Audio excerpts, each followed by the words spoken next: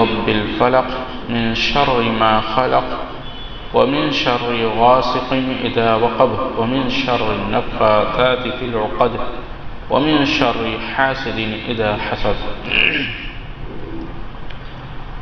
آج کے اس نشست اس درس کا عنوان ہے معوذتین کی تفسیر۔ رسول اللہ صلی اللہ علیہ وسلم کی کل زندگی 63 سال ہے، یعنی 63۔ اس 63 سال کے اندر 40 سال کی زندگی وہ ہے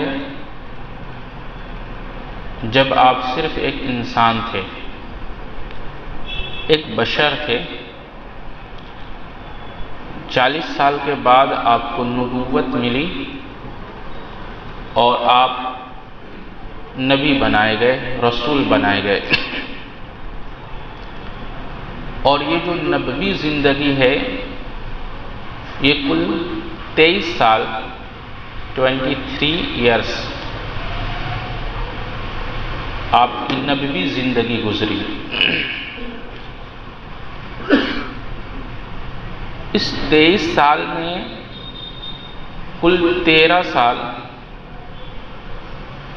آپ کی زندگی مکے میں گزری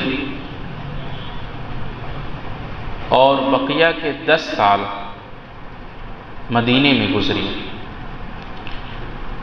23 سال کی زندگی میں جب قرآن نازل ہوا تو کچھ قرآن کی آیتیں اور سورتیں وہ ہیں جو آپ کے مکہ سے ہجرت کرنے سے پہلے نازل ہوئیں، جنہیں ہم مکی کہتے ہیں، اور کچھ سورتیں وہ ہیں جو مکہ سے ہجرت کرنے کے بعد نازل ہوئی، جسے ہم مدنی کہتے ہیں۔ تو کچھ سورتیں مکی ہیں اور کچھ مدنی ہیں۔ مدنی وہ سورتیں جو ہجرت کے بعد نازل ہوئیں، گرچہ وہ مکہ میں ہی کیوں نہ ہوں، یعنی ہجرت کے بعد آپ جب مدینہ چلے گئے اس کے بعد بھی تو مکہ آپ آئے ہیں، تو گرچہ آپ کے مکہ میں آنے پر بھی نازل ہوئی تو وہ سورتیں مکی نہیں کہلاتی، مدنی کہلاتی ہیں۔ اعتبار ہجرت کا ہوتا ہے کہ جو ہجرت سے پہلے نازل ہوئی ہیں وہ مکی ہیں اور جو ہجرت سے بعد نازل ہوئی ہیں وہ مدنی ہیں۔ یہ دونوں سورتیں یہ دونوں کے دونوں مدنی ہیں۔ غور سے سماعت فرمائیں، اس سورہ کا تاثیر ہے، قرآن میں جتنی سورتیں آیتیں اس کا ایک تاثیر ہے، ان کی ایک خصوصیت ہے اور ان کا ایک پس منظر اور شان نزول ہے۔ تو اس سے پہلے کہ ہم اس کی شرح کی طرف آئیں، آپ اس کا شان نزول، بیک گراؤنڈ اور پس منظر جان لیں کہ یہ کیوں نازل ہوئی، اس کے پیچھے کیا مقصد تھا، یہ نازل کیوں ہوئی۔ اس سلسلے میں صحیح بخاری کی ایک روایت میں آپ کے سامنے بیان کروں۔ حضرت اما عائشہ صدیقہ رضی اللہ تعالی عنہ راوی ہیں، وہ فرماتی ہیں، کہتی ہیں کہ رسول اللہ صلی اللہ علیہ وسلم کے اوپر ایک یہودی نے، جس کا نام لبید بن عاصم تھا، لبید بن عاصم نے رسول اللہ صلی اللہ علیہ وسلم پر جادو کر دیا تھا، اور اس کی وجہ سے آپ صلی اللہ علیہ وسلم پر جادو کا اثر رہتا تھا۔ اثر کیا تھا؟ کہتے ہیں کہ انہیں خیال آتا تھا کہ آپ نے وہ کام کر لیا ہے، حالانکہ آپ نے وہ کام نہیں کیا ہوتا، لیکن ایک دن، راوی کہتے ہیں کہ ایک رات، یہ راوی کو شک ہے دن یا رات، کہتے ہیں رسول اللہ صلی اللہ علیہ وسلم میرے یہاں تشریف رکھتے تشریف رکھتے تھے اور مسلسل دعا کرتے تھے. کہتے تھے آپ صلی اللہ علیہ وسلم نے فرمایا کہ اے عائشہ رضی اللہ تعالیٰ عنہ سے کہ تمہیں معلوم ہے کہ اللہ سے جو بات میں پوچھ رہا تھا، یعنی جس بارے میں دعا کر رہا تھا، اس نے اس کا جواب دے دیا ہے. اور پھر آپ فرما رہے ہیں کہ میرے پاس 2 فرشتے آئے، ایک میرے سر کے پاس کھڑا ہوا اور ایک میرے پاؤں کی طرف. ایک نے اپنے دوسرے ساتھی سے پوچھا، کہا کہ ان صاحب کی بیماری کیا ہے، ان کو کیا ہو گیا ہے؟ تو انہوں نے آپس میں وہ دونوں فرشتے بات کر رہے ہیں اور ایک پوچھ رہا ہے، کہہ رہا ہے کہ ان صاحب کی بیماری کیا ہے، ان کو کیا ہو گیا ہے؟ تو انہوں نے کہا، وہ کہتے ہیں کہ اس پر جادو ہو گیا ہے، ان پر جادو ہو گیا ہے. اس نے پوچھا کس نے جادو کیا؟ تو جواب دیا کہ لبید بن عاصم نے. پوچھا کہ کس چیز میں یہ جادو کیا؟ جواب دیا کہ کنگھی اور سر کے بال میں جو نر کھجور کے گوشے میں رکھے ہوئے ہیں. سوال کیا کہ یہ جادو ہے کہاں پر، کہاں ہے؟ جواب دیا کہ زروان کے کنویں میں ہے. پھر رسول اللہ صلی اللہ علیہ وسلم اس کنویں پر اپنے چند صحابہ کے ساتھ تشریف لے گئے اور جب واپس آئے تو فرمایا عائشہ اس کا پانی ایسا سرخ تھا، یعنی ایسا لال ہو گیا تھا جیسے مہندی کا نچوڑ ہو، یعنی مہندی کے پسنے کے بعد پھر وہ لال کیسے ہوتا ہے؟ کہتے کہ وہاں کا پانی، اس کنویں کا پانی ایسا لال سرخ ہو گیا تھا اور اس کے کھجور کے درختوں کے سر شیطان کے سروں کی طرح تھے. یعنی وہاں کا منظر بھی بالکل خوفناک تھا کہ پانی سرخ ہو گیا ہے اور آس پاس کے جتنے بھی کھجور کے درخت تھے ان کے سر ایسا معلوم ہوتے ہیں گویا وہ شیطان کے سر ہوں. کہتے ہیں کہ میں نے عرض کیا، عائشہ کہتی ہیں عرض کیا، پوچھا یا رسول اللہ آپ نے اس جادو کو باہر کیوں نہ نکال دیا؟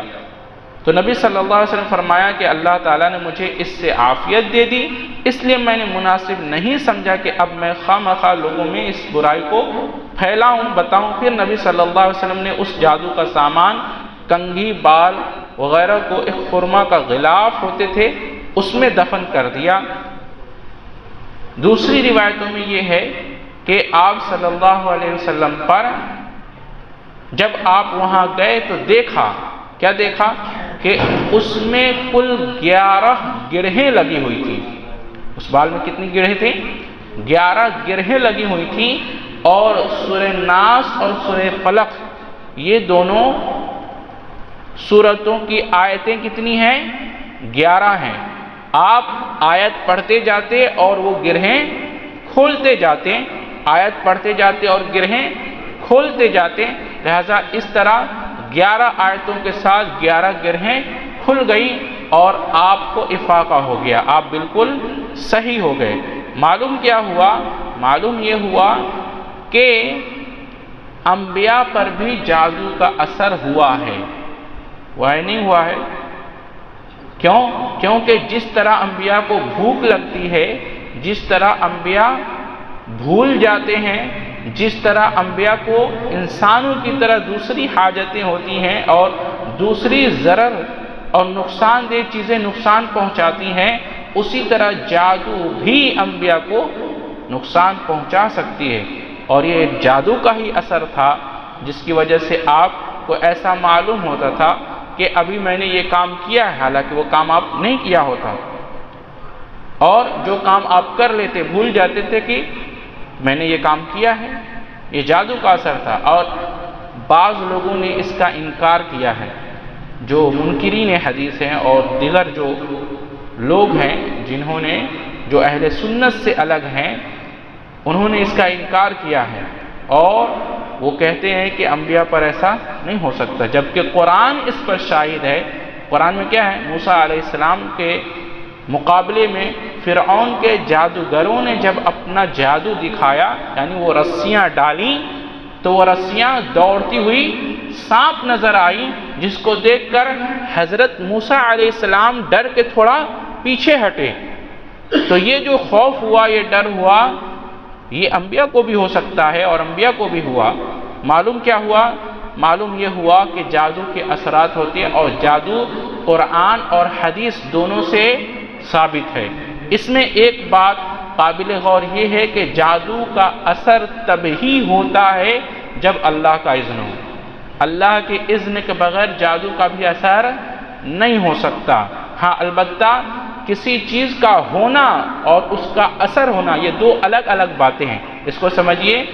جیسے کہ انسان کو بھوک لگتی ہے تو وہ کھانا کھاتا ہے، تو بھوک لگنا اور بھوک کی وجہ سے، بھوک کی شدت کی وجہ سے اس کا اثر ہونا، یہ رسول اللہ صلی اللہ علیہ وسلم صوم وصال کیا کرتے تھے، یعنی روزے پر روزہ رکھتے تھے، لیکن آپ نے دوسرے لوگوں کے لیے، امتیوں کے لیے منع کیا کہ وہ روزے پر روزہ نہیں رکھ سکتے۔ تو صحابہ نے پوچھا کہ اللہ کے رسول ہم کیوں ایسا نہیں کر سکتے؟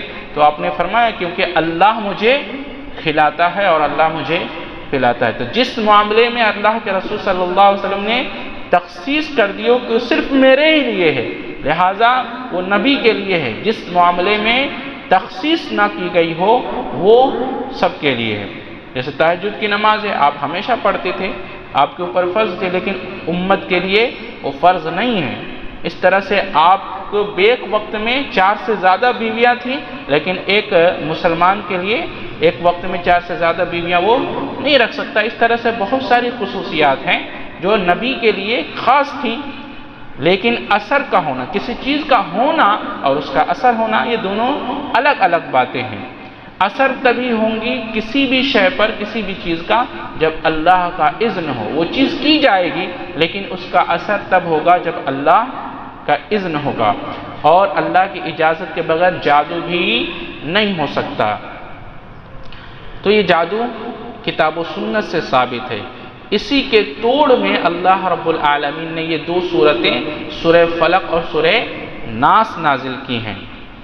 اس سلسلے میں کئی روایتیں موجود ہیں، وہ روایت سماعت فرمائے۔ رسول اللہ صلی اللہ علیہ وسلم نے ان دونوں سورتوں کو بہت فضیلت بیان فرمائی ہے، خصوصاً پناہ کے باب میں، اللہ سے پناہ طلب کرنے کے سلسلے میں ان جیسی اور کوئی شے، کوئی چیز نہیں ہے۔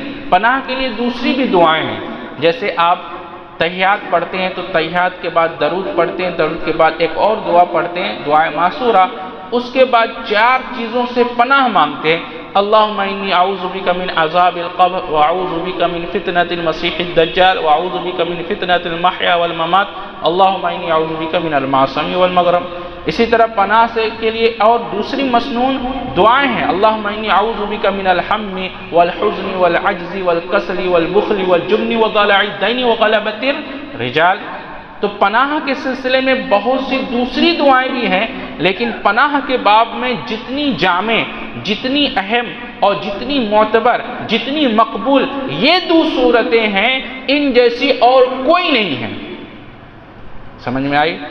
تو اس کی خصوصیات بہت ساری آئی ہے۔ عقبہ بن عامر رضی اللہ تعالیٰ عنہ کہتے ہیں کہ رسول اللہ صلی اللہ علیہ وسلم نے فرمایا کیا تم نے وہ آیات نہیں دیکھی جو آج رات نازل کی گئی ہیں، جن کی مثل کبھی دیکھی ہی نہیں گئی، یعنی ان جیسی کوئی شے کبھی دیکھی ہی نہیں گئی۔ وہ سورہ فلق اور سورہ ناس ہے۔ حضرت ابن عابس جوہنی رضی اللہ تعالیٰ عنہ کہتے ہیں کہ رسول اللہ صلی اللہ علیہ وسلم نے فرمایا کیا میں تمہیں سب سے بہتر وہ چیز نہ بتاؤں جس کے ساتھ پناہ پکڑنے والے پناہ پکڑتے ہیں؟ انہوں نے کہا کیوں نہیں اللہ کے رسول، ضرور بتائیں۔ آپ صلی اللہ علیہ وسلم فرمایا وہ ہیں قل اعوذ برب الفلق اور قل اعوذ برب الناس۔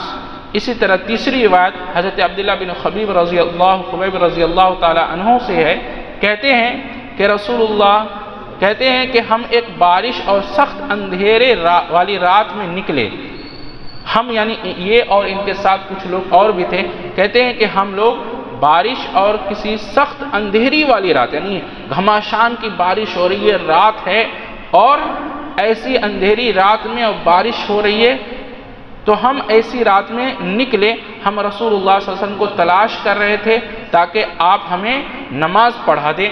چنانچہ میں آپ سے جا ملا تو آپ صلی اللہ علیہ وسلم نے فرمایا کہو، میں کچھ بھی نہ کہہ سکا۔ کہا آپ نے پھر کہ کہو، میں نے کچھ نہ کہا آپ نے فرمایا کہو میں نے کہا کہ میں کیا کہوں؟ آپ صلی اللہ علیہ وسلم نے فرمایا قل هو اللہ احد اور معوذتین صبح و شام 3 مرتبہ کہے، یہ تجھے ہر چیز سے کافی ہو جائیں گی۔ رات کے وقت آئے تھے اور ایسے عالم میں پہنچے تھے تو آپ نے ان کو ایک بہترین نصیحت دی اور کہا قل هو اللہ احد اور معوذتین قل اعوذ برب الفلق اور ناس پڑھو، یہ تمہیں کیا ہو جائیں گی؟ ہر چیز ہر شے سے کافی ہو جائیں گی۔ اسی طرح ایک اور چوتھی روایت ہے، ابو سعید خدری رضی اللہ تعالیٰ عنہ بیان کرتے ہیں، کہتے ہیں کہ معوذتین نازل ہونے سے پہلے رسول اللہ صلی اللہ علیہ وسلم جنوں سے اور انسانوں کی نظر سے پناہ مانگا کرتے تھے۔ جب معوذتین اتری نازل ہوئی تو آپ نے ان دونوں کو معمول بنا لیا اور ان کے علاوہ کو چھوڑ دیا۔ ان کے علاوہ جن جن چیزوں سے پناہ مانگتے تھے آپ نے ان کو چھوڑ کر انہی 2 صورتوں کو اپنا معمول بنا لیا اور ان کو پکڑ لیا۔ اس کو ترمذی نے کتاب الاستعاذہ میں ذکر کیا ہے اور اسے ترمذی رحمہ اللہ علیہ نے حسن صحیح کہا ہے۔ حضرت 5ویں روایت عقبہ بن عامر رضی اللہ تعالیٰ عنہ سے کہتے ہیں رسول اللہ صلی اللہ علیہ وسلم سے معوذتین کے متعلق پوچھا گیا اس کے بارے میں، تو عقبہ رضی اللہ تعالیٰ عنہ فرماتے ہیں کہ ہم نے یہ سوال کیا تو رسول اللہ صلی اللہ علیہ وسلم نے ہمیں دونوں صورتوں کے ساتھ صبح کی نماز پڑھائی۔ ان دونوں صورتوں یعنی فلق اور ناس کے ساتھ کیا کری؟ کون سی نماز پڑھائی؟ صبح کی نماز یعنی فجر کی نماز آپ نے پڑھائی۔ اس حدیث کو امام نسائی نے نسائی میں ذکر کیا، علامہ البانی نے صحیح کہا۔ اس سے معلوم ہوا کہ ان کا نام معوذتین معروف تھا اور یہ بھی معلوم ہوا کہ آپ نے لمبی صورتوں کی جگہ انہی 2 صورتوں کو کافی قرار دیا، یہ 2 صورتیں کافی ہیں۔ اس کے ذریعے صبح کی نماز آپ نے پڑھا دی اور اس حدیث کو امام ترمذی نے ترمذی میں ذکر کیا ہے۔ 6ٹھی روایت حضرت عائشہ صدیقہ رضی اللہ تعالیٰ عنہ سے ہے، کہتی ہیں رسول اللہ صلی اللہ علیہ وسلم ہر رات جب اپنے بستر پر آتے تو دونوں ہتھیلیوں کو جمع کرتے، دونوں ہتھیلیوں کو ایسے جمع کرتے، اسے ملا لیتے، جمع کرتے۔ جب بھی بستر پر آتے تو اپنے دونوں ہتھیلیوں کو جمع کر لیتے اور جمع کرنے کے بعد ان میں پھونکتے، دونوں میں قل هو اللہ احد قل اعوذ برب الفلق اور قل اعوذ برب الناس پڑھتے، پھر دونوں ہتھیلیوں کو اپنے جسم پر جہاں تک ہو سکتا پھیرتے۔ پھیرنے کی ابتدا سر، چہرے، جسم کے سامنے والے حصے سے کرتے، آپ اس طرح 3 مرتبہ کرتے اور جہاں تک آپ کا ہاتھ پہنچ سکتا تھا آپ پہنچا دیتے۔ تو آپ یہ تینوں صورتیں پڑھتے اور دونوں ہتھیلیوں کو جمع کرتے، اس میں پھونکتے اور پھونکنے کے بعد یعنی اس میں دم کرنے کے بعد کیا کرتے؟ اپنے سر، اپنے چہرے اور اپنے سامنے کے حصے سے جہاں تک ہوتا اس کو پہنچا دیتے تھے اور پھر لیتے تھے۔ اس حدیث کو امام بخاری نے کتاب فضائل القرآن میں ایسے ہی ذکر کیا ہے، حدیث نمبر 5017 پر۔ حضرت ام عائشہ صدیقہ رضی اللہ تعالی عنہا ہی سے روایت ہے، کہتی ہیں رسول اللہ صلی اللہ علیہ وسلم جب بیمار ہوتے تو آپ پر معوذات یہ 2 صورتیں قل اعوذ برب الفلق اور ناس پڑھ کر پھونکتے تھے۔ جب آپ کا درد بہت بڑھ گیا، آپ کے درد میں زیادتی ہو گئی تو میں کہتی ہے ام عائشہ میں کیا کرتی؟ میں آپ پر پڑھتی اور آپ ہی کا ہاتھ اس ہاتھ کی برکت کی امید سے آپ کے جسم پر پھیرتی تھی۔ اس حدیث کو امام بخاری نے ایسے ہی بخاری میں کتاب الاستعاذہ میں ذکر کیا ہے، حدیث نمبر 5016 پر۔ ان تمام احادیث سے معلوم ہوا کہ ان تینوں صورتوں کو مذکورہ اوقات میں روزانہ پڑھنا چاہیے، ہر قسم کی روحانی اور جسمانی بیماریوں سے بھی محفوظ رکھتی ہے اور جن و انس میں سے شیاطین کے شر اور آفات سے بھی اللہ کی پناہ میں رکھتی ہے۔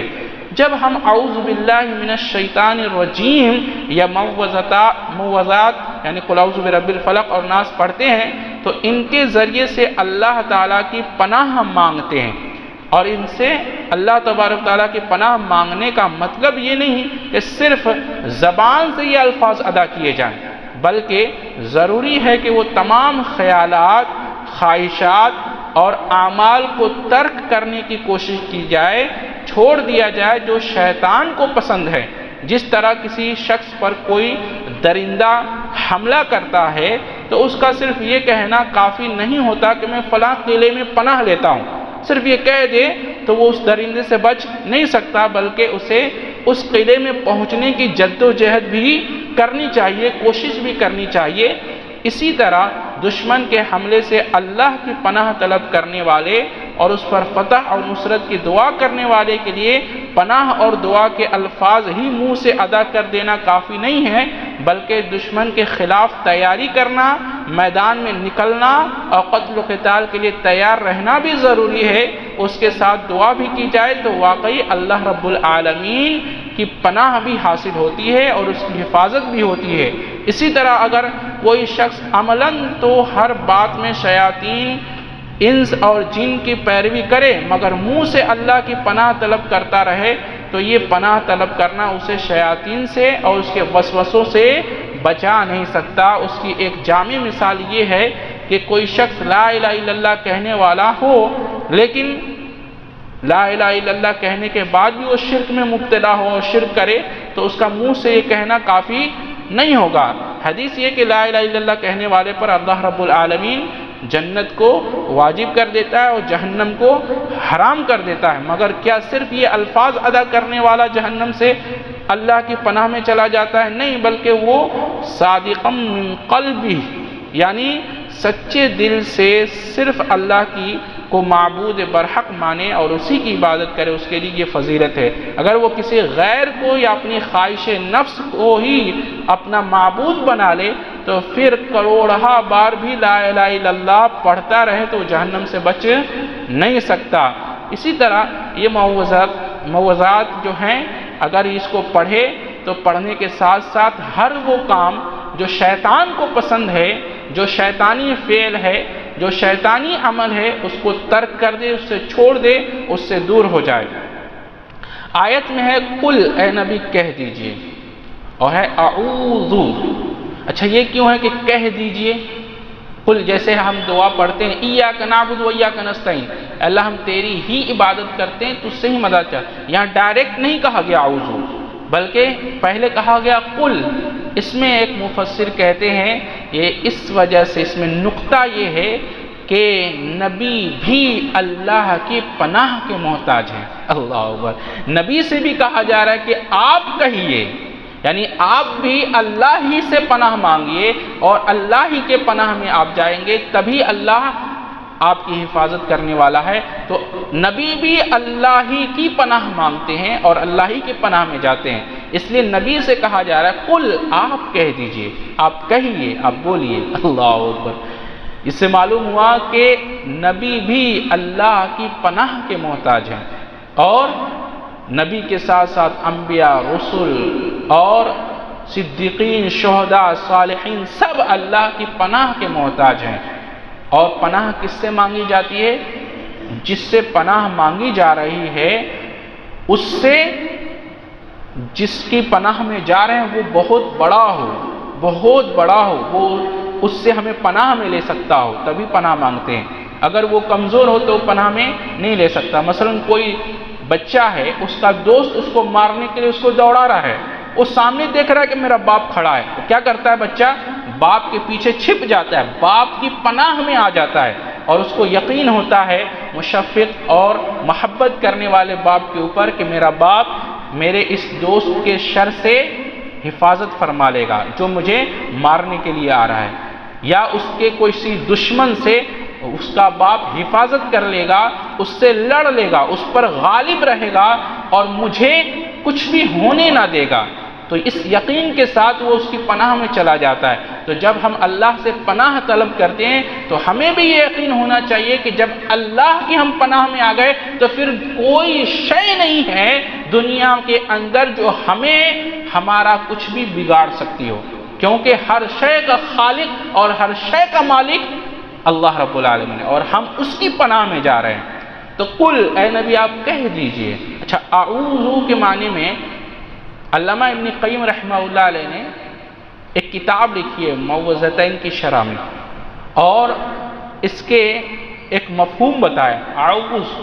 اعوذ جو ہے یہ ہے اوزن، تو اس کے کہتے کس کو ہیں؟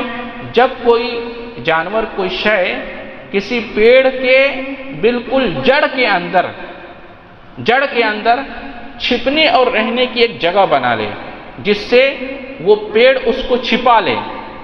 جب اس کے اندر وہ جاتا ہے تو پیڑ سے وہ چھپ جاتا ہے، وہ نظر نہیں آتا. تو گویا کہ اس کا معنی یہ ہے کہ جب اللہ سے ہم پناہ طلب کرتے ہیں تو اللہ کی رحمت میں ہم اس طرح چھپ جاتے ہیں. تمام شر سے، تمام مصیبتوں سے، تمام آفات سے اللہ کی رحمت ہمیں ایسے ڈھانک لیتی ہے، ہمیں چھپا لیتی ہے جب ہم اس کی پناہ میں آتے ہیں. جیسے کوئی شے کسی پیڑ کے درخت کے جڑوں کے اندر چھپ جاتا ہے، وہ اس کو چھپا لیتی ہے. ایک معنی یہ ہے. اور ایک معنی یہ بیان کیا علامہ ابن قیم میں کہ جس طرح ہڈی گودا سے بالکل چپک جاتا ہے، چپکا ہوا ہوتا ہے، اس سے ہٹتا نہیں ہے، تو اسی کو کہتے ہیں عوض.